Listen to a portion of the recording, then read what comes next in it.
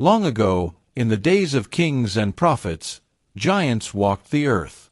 They were not just tall men. They were monsters, stronger than any warrior, taller than any tree, and born from something not human.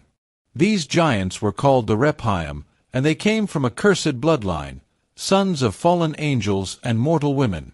You've heard the story of David and Goliath, how a young shepherd boy killed a giant with just a sling and a stone. It sounds like a happy ending. But what no one told you is that Goliath had brothers. The giants were watching from a distance and did not forget. They rose from the shadows, ready to make the one who killed their brother pay the price. But who were they? What powers did they have? And is their bloodline really gone, or just sleeping?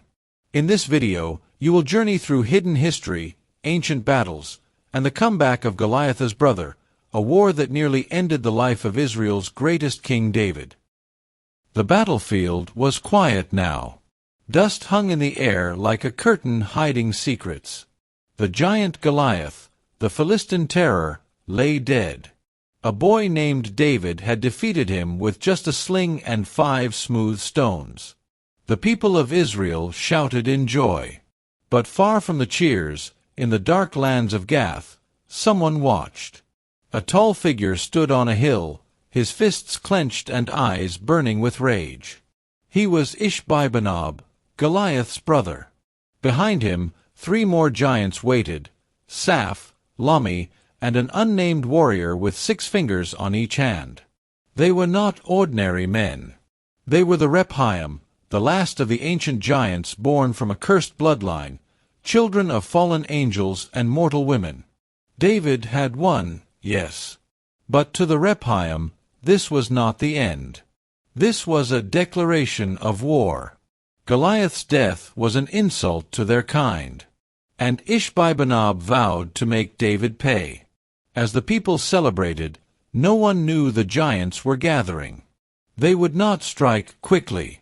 They were patient, clever, and full of hate. Goliath had fallen.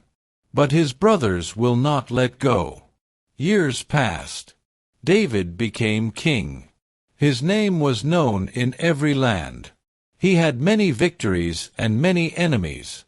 His peace never lasted long. One night, a whisper reached the edge of Jerusalem.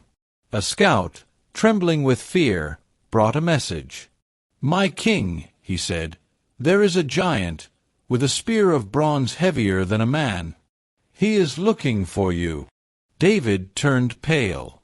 He had not heard that name in years. Ishbi-benob. That same night, lightning struck over the mountains. The ground shook. People said the gods were angry. But David knew the truth. The giants were close. The next morning, he rode with his army to face the Philistines again.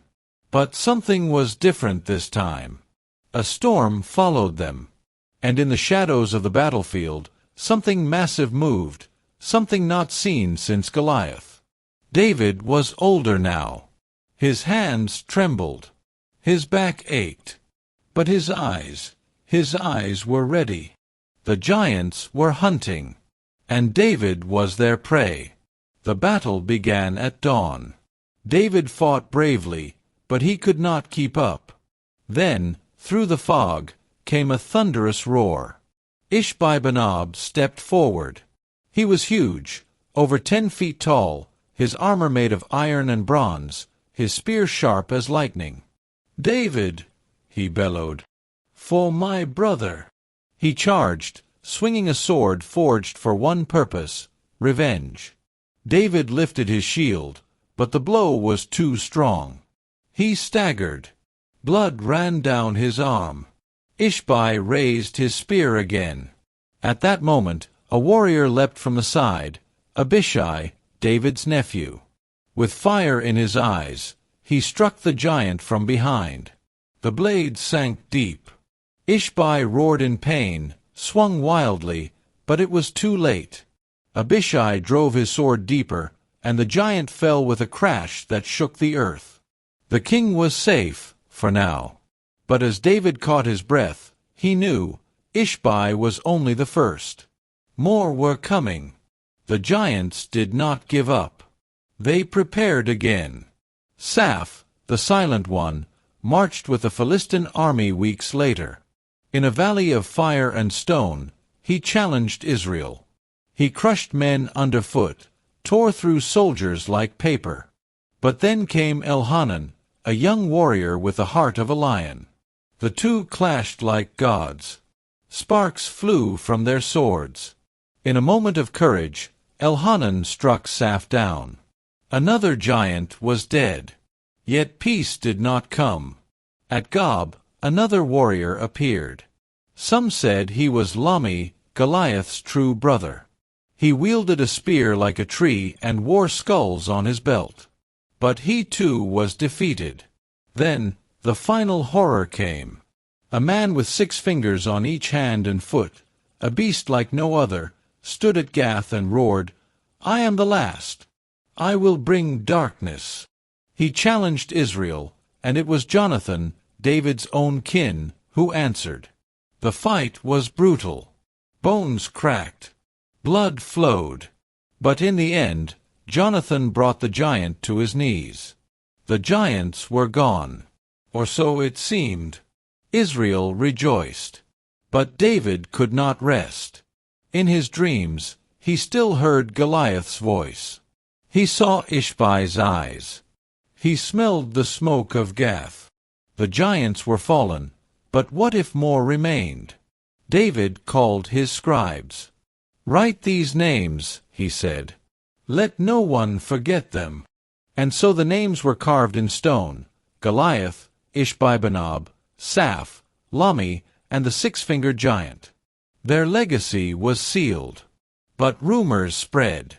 Deep in the east, in caves untouched by man, some spoke of a child with unnatural strength. Others told tales of giants sleeping beneath the earth, waiting for the right time. David died, a king remembered for faith and victory. But far away, in the shadow of the mountains, a low rumble stirred the stones. The giants had fallen through his hands. Share this video and subscribe to our channel.